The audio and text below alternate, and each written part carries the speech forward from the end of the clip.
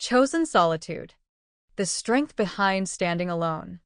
There is a quiet strength in people who are comfortable being alone, not because they were always that way, but because life taught them to be.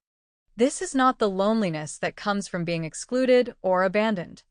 It is something far more intentional. It is chosen solitude, a space people step into after they have experienced what it feels like to be surrounded by the wrong company. They've learned, often the hard way, that being with people who drain you, misunderstand you, or force you to shrink yourself is far more isolating than being physically alone. Imagine someone who stays in a circle of friends where they constantly feel judged or overlooked. They laugh along, but inside, they feel unseen. Over time, they begin to realize that the energy it takes to maintain those connections is exhausting. One day, they choose to step away. At first, it feels unfamiliar, even uncomfortable.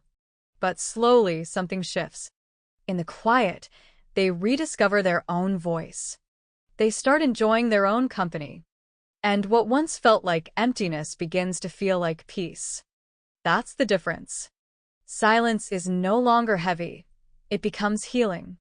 When you choose solitude, you're no longer negotiating your worth just to belong. You're no longer filling space with noise just to avoid facing yourself. Instead, you begin to understand who you are without the influence, expectations, or pressures of others. Think of a person who walks away from a relationship where they constantly had to prove their value. Alone, they begin rebuilding.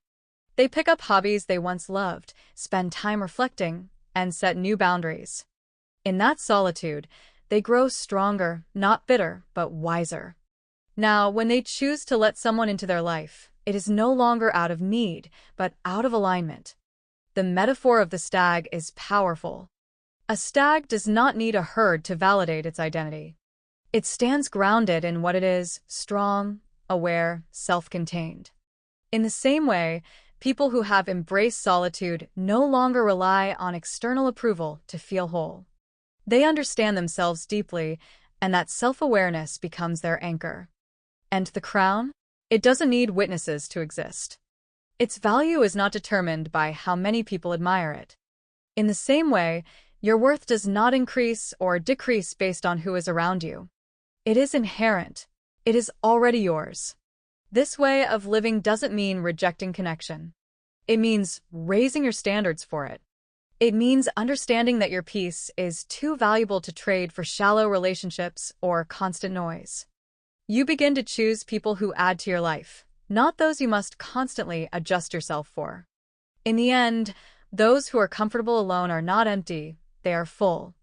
Full of clarity, self-respect, and quiet confidence. They have learned that solitude is not something to fear, but something to master. And once you do, you stop chasing belonging, because you've already found it within yourself.